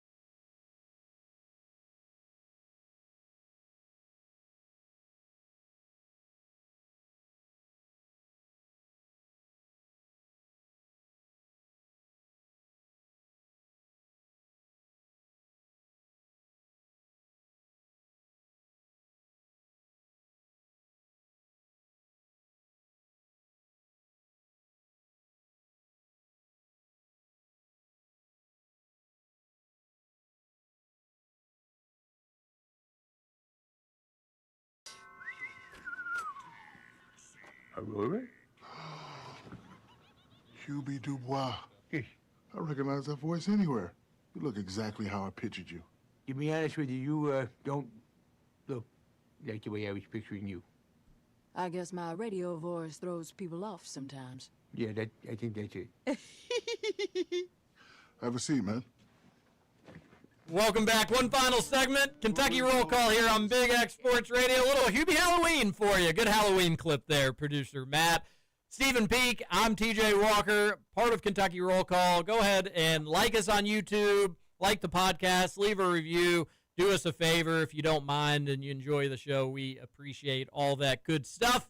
We are on the YouTube, and a special thanks to Jack Pilgrim. Go back and check out the podcast if you didn't get to hear him on this wacky Wednesday. One final segment of the show. We will talk a little Louisville Bucknell. We do apologize that the Gameday men's health text line is acting a little up. Jamie, your text did come through. Did you know that Buzz and Cameron aren't taking any calls for the basketball pregame shows? Oh, for Kentucky? For their pregame shows? I did not know that. Why not? I love when those two talk basketball. I don't enjoy their nonsense. And I'm a nonsense fan. Yeah. And I'm sure there's some people that just don't enjoy my nonsense. They're probably like, TJ, when you're talking X's and O's, I enjoy it, but when you do goofy stuff, it's just not that entertaining. I get it. Goofy stuff isn't for everybody. Their goofy stuff just is not for me. And it almost I wonder how much of it is, though, that they seem like they just don't like each other. And I get it that they've addressed that, and they're like, no, that's just our shtick. Yeah, we're tough on each other. It's tough love. We'll do that, and then we'll go hug each other after a segment. But sometimes they are just condescending to one another on the show, and it's just like, I'm not loving this. Regardless, I did not know that they weren't taking any calls. I think that's sad. I think that that's not ideal. And this is coming from us, a radio show that has made its history not really taking calls. But since we've moved into noon, we take texts when they work. We're open, yeah, when they work, exactly. That's a little that I like hearing the callers on that show, and it's fun hearing them interact with the callers. So I did not know that, did not hear that. Slightly disappointed by it, but not really that big of a deal. It doesn't impact my life hardly at all. Yeah, I'm not going to get too worked up over it. I don't know why they're not. I don't know if they just have a better show format for us this year. Maybe that's the case. And I never get to listen to it anyway because at that point we're walking over to the arena. We're doing all of our pregame stuff. So I probably haven't heard it in years anyway. So if you told me they haven't been doing calls for 4 years, I would be like, oh, yeah, that's probably right. That's one thing I've enjoyed. I miss covering games every so often. I don't really miss the late nights, but now my late nights are doing the post-game shows. It'll be late night anyway. It's different. Yeah, it's even a little different. But I have really just enjoyed Tom Leach, the radio broadcast. Yes. Pecoro for football, obviously. But, yeah he's great. Goose for basketball. It's just we're spoiled with the broadcasting team 100%. and network that we have at UK. People don't realize how good Tom Leach is until you travel around the SEC and you hear some of the other guys, especially the ones that do basketball. Not all of them do basketball and football like Tom Leach does. Sure. And yeah, it's going to be a sad day when Tom Leach calls his final game. I wonder what they'll do. I wonder. Don't lose the Duke. Obviously, Neil Price, who does it at Mississippi State now, he's got some ties to UK, but I think he's got more ties. He's doing Mississippi State games now? Yeah. I did not know that. He was a baseball guy, right? He's great. Yeah, he was baseball and women's basketball, but then he got the big league call at Mississippi State, where I think he does all of it. Wow, at Mississippi State. Yeah, he was the man. He's super nice. So then they got Darren Hendrick to do baseball and women's basketball, and he does a great job too. Yeah. But I wonder if they would just go to him, or if you'd look outside, or what you do. It's a huge job. Justin Kalen? Who did it? Who did it in between K Wood and Leach? I'm trying to. Somebody might know. Send us in the text line because. Unless you know, TJ. It's on the tip of my tongue. It's the guy that it was the freight caller who'd call into KSR, Ralph Hacker. Oh, right. Okay, yeah. So he called the 98. And then I think the real Ralph Hacker one time actually did call in. Okay. Way back in the day. I believe Ralph Hacker is still with us. What was Tom Leach doing before he was calling Kentucky games? Around allergy season, I can be a little Ralph Hacker myself. Can we bring Tom Leach onto the show? He's done with his show about 10, right? I don't know. I bet he would probably say conflict of interest, non-compete. Oh, the JMI stuff. I bet he would say that, whether or not that's true.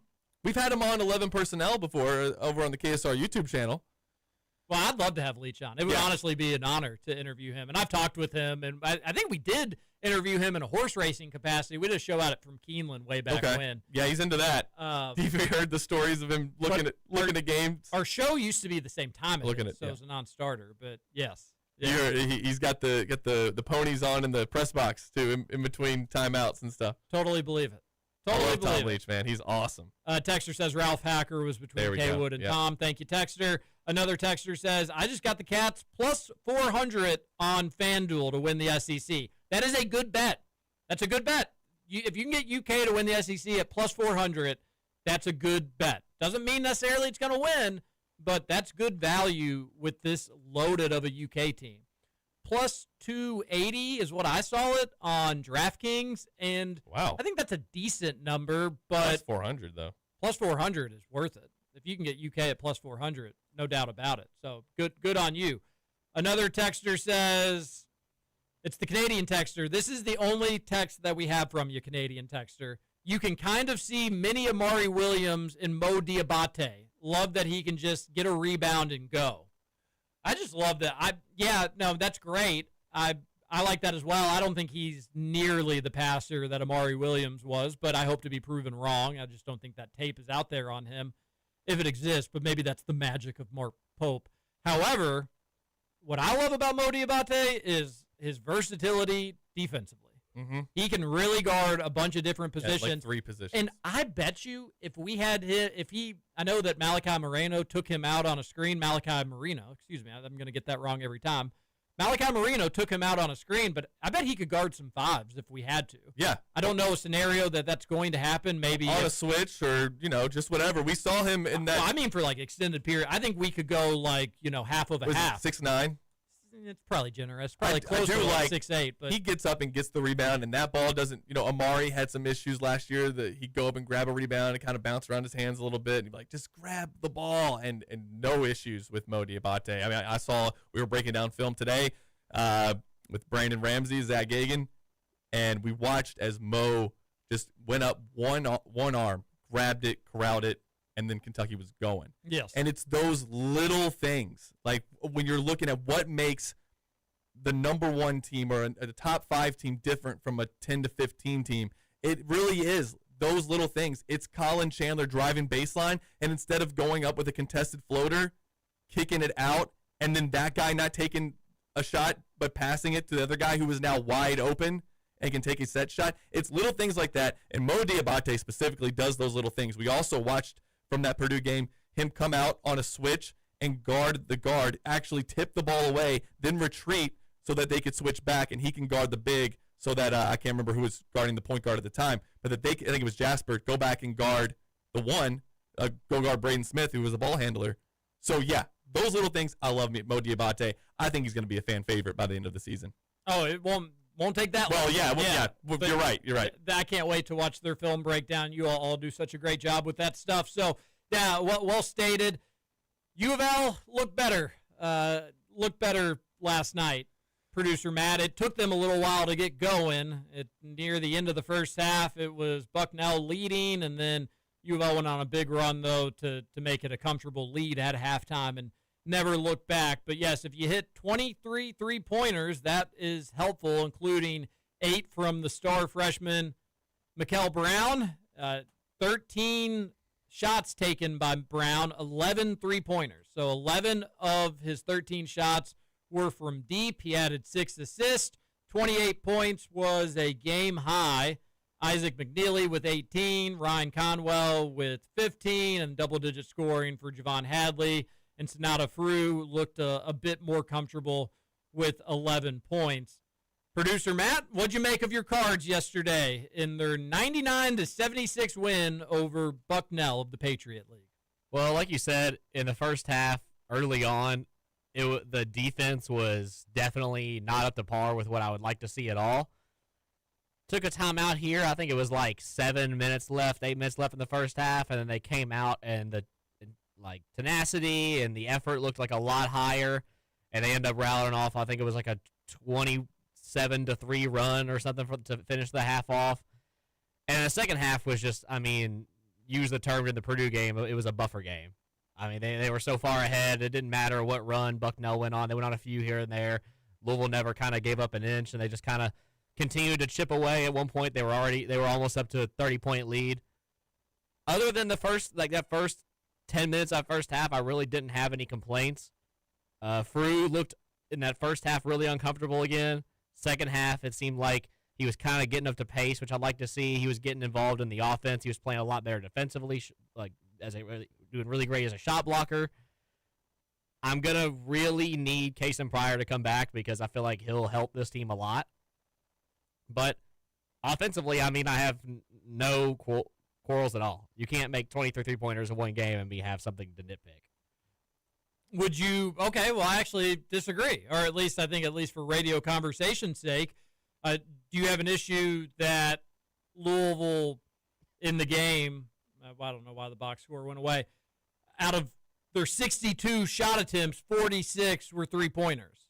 Only taking 16 two-point attempts, and then at that, only making, half of those? If this was the Kansas game where, they started off making literally nothing, then yes, that would anger me. That would be a big problem. But, I mean, they started off hot. They never slowed down. So, I mean, I'm not going to blame the dudes for keep shooting shots that keep going in. No, and I ultimately, I think that's a fine answer. In an exhibition game, you don't really care about the breakdown of shots. But I do think it tells you that, and this is no surprise from a Pat Kelsey team, that they are going to shoot a ton of threes, and they have the personnel to do it. All of their backcourt can do it. Their wings mostly can. Javon Hadley is suspect, but he can still let it rip a little bit. He's 1 for 8 yesterday. Kason Pryor, when he gets back, he can let it rip as well. But I do think that, you're a team with a good shot blocker in length. So the caveats start to grow. Kentucky for sure. But I think there's going to be some bad defensive matchups for U of L. And then you're just going to have front court issues the entire season. Kason Pryor will help, but he's still not a banger or a bruiser. Front court is going to cost you some games. However, this three-point shooting, it will win you some games that probably, all right, who cares about the front court? When you're making that many threes, it's not going to matter. But you will lose on the road to some bad teams. You think because so? They will have some bad shooting nights. Bartovic says they're not losing hardly any ACC games. They don't play very many road games in the non-con. If this is their makeup, and I'm pretty sure it will be, I have no reason to really think otherwise. That hot. You'll just have a bad night. It just happens. It's basketball. It's the sport. Bucknell, they're a top 5 team in the Patriot League. TJ, does that not tell you anything? No, Bucknell's Bucknell. I know you're having fun with it. Louisville they were silly to struggle as much as they did early on, but they weren't making shots, and then the shots started to go. That's basketball from time to time. So their talent won out in time. But does that worry you? Is your goal is at Louisville? Your goal should be winning a national championship or going to a Final Four, trying to win 6 straight games. Well, let's be real. I mean, if Louisville's as good as I think they'll be, they're going to be one of the top 8 to 12 seeds, right? So they're going to be 1, 2, or 3, depending on how everything goes.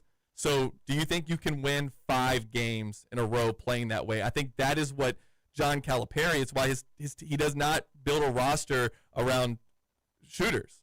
I mean, I think that's the one. I think you need shooters. Well, yeah, of course. But I mean, you're going to have to beat 5 tournament teams in a row. 6, but I mean, I'll give you the first one. Can you stay hot like that in March?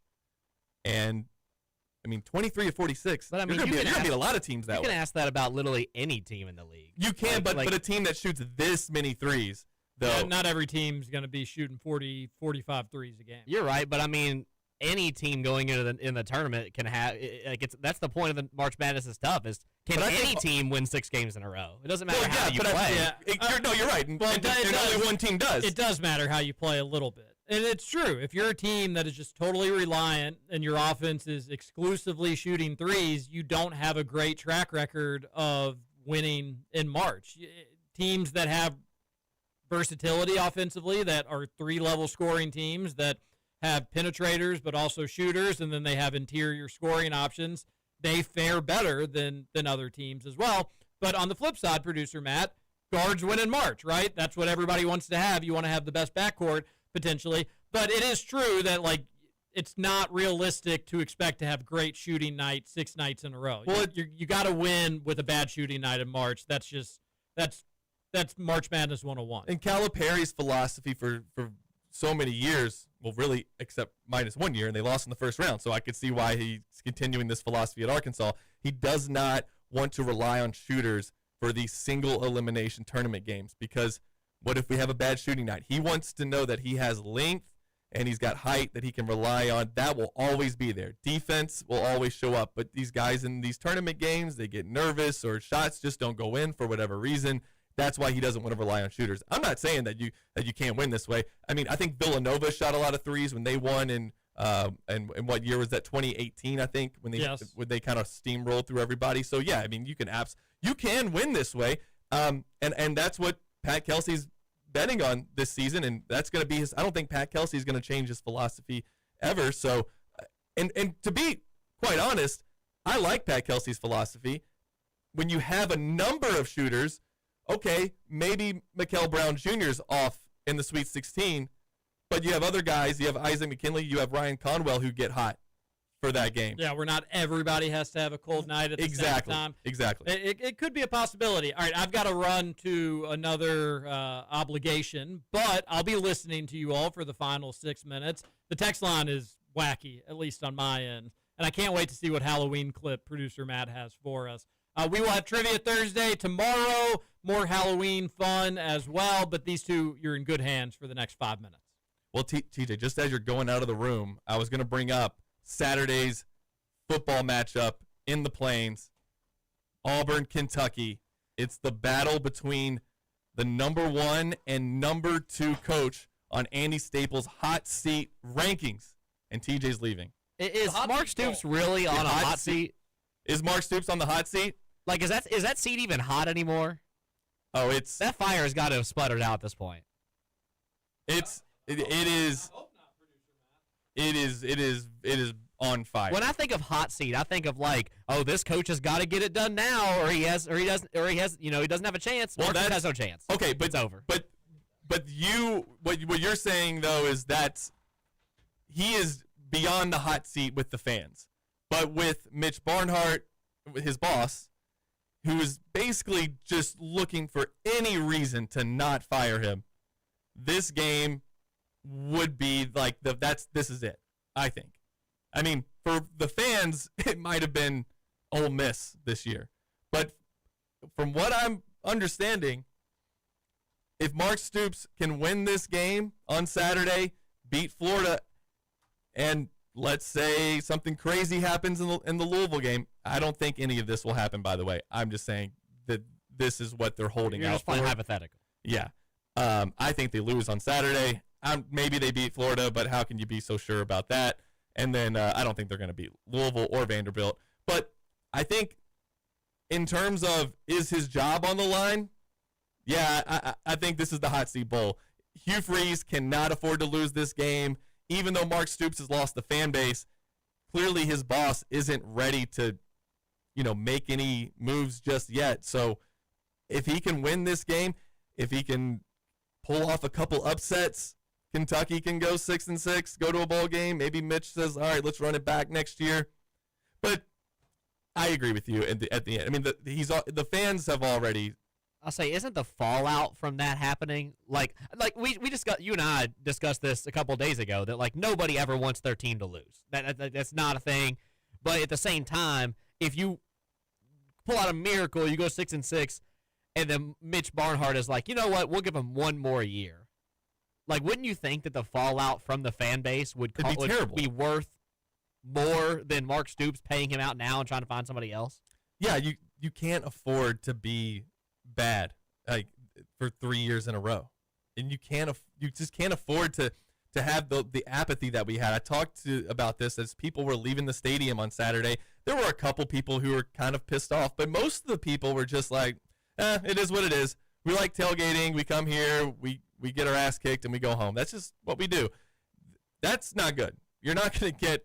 The money's going to dry up. The attendance is going to be bad, Matt. it's going to be bad for that Florida game and the Tennessee Tech game. I've heard there's still a lot of people who are trying to make this trip to Auburn because Kentucky hasn't played there in a while, or at least outside of COVID. I think the last time they did was 2009. They played there in 2020 and lost. They won in 2009. So there might be a little bit of a Kentucky contingent at this game. And then you play in Nashville. You think there'd be a lot of Kentucky fans there just because it's Nashville, and then you play Louisville. But it's weird. Like, your road attendance may not look any different, but yeah, at home, it's going to be bad. I'm not looking forward to having to cover this game. Honestly, I was kind of even hoping maybe Auburn wouldn't approve my credential. Like they said they were not going to approve it, Matt. And then I get the email that says, yeah, come on down to the Plains. So I get to do a 7-hour drive on Saturday to go watch Kentucky inevitably lose again. And Matt, you followed some bad seasons of Louisville football. Just Kentucky and Louisville fans in football are pretty similar. We can check out and check back in. What were you thinking towards the end of some of those? At least what was it, 2018? Because Satterfield wasn't that bad, but in 2018 it did get bad. Satterfield wasn't that bad. It's just that he never felt like it was fully bought in. Like, he won the games he was supposed to win, but then always lost the games you wanted him to win. So it was always like, okay, you're doing the bare minimum here. And then it got bad at the end. Bobby Petrino was terrible at the end. For me, it's like, I am fully about, if I want some change, I'm one of the people that has to step up to it. So when I wanted Scott Satterfield out, I did not go to the games anymore. When I wanted Kenny Payne out, did not go to the games anymore. When I wanted Bobby Petrino out, did not go to the games anymore. And is that something that I like? No, because I love watching football. I love the football environment, so I wish it wasn't like that. But at the end of the day, I'm like, if I'm a Kentucky fan, I'm not going to these games, even if I want to, just because you got to show Mitch Barnhart something that's like, hey, we are literally not going if this man is our coach. Yeah, I think a lot of Kentucky fans are at that point right now. Pretty evident also from the way the stands looked in that Tennessee game. There was lots of orange. A lot of Kentucky fans sold their tickets to, you don't know who's buying them, but Tennessee fans ended up with them, and it wasn't a good look. Not a good look for your football program. And I mean, look, I'm going down there. I still want Kentucky to win the game. If I got to go all the way down there to watch them play, I want to see Kentucky win. But let's be real. That's probably not going to happen. Maybe we'll get one more win, 2 more wins maybe to close out the year. We'll see. Interested to see what clip you got here, Matt, to close out the show. Corpse Bride going. Okay, yeah. Oh, your favorite, the best. The best Tim Burton movie. There you go. Well, we will be. We're going on the road tomorrow, aren't we? We're going to Hoopsters again. Yeah, going back to Hoopsters tomorrow. Going back to Hoopsters. We'll be there from noon to 2 tomorrow. Looking forward to being back there. I'm gonna get some more of their wings. Excited for that more than anything. And then Kentucky plays basketball again versus Georgetown. Going to be a fun Thursday. For TJ Walker, producer Matt, I'm Stephen Peak. This has been Kentucky Roll Call.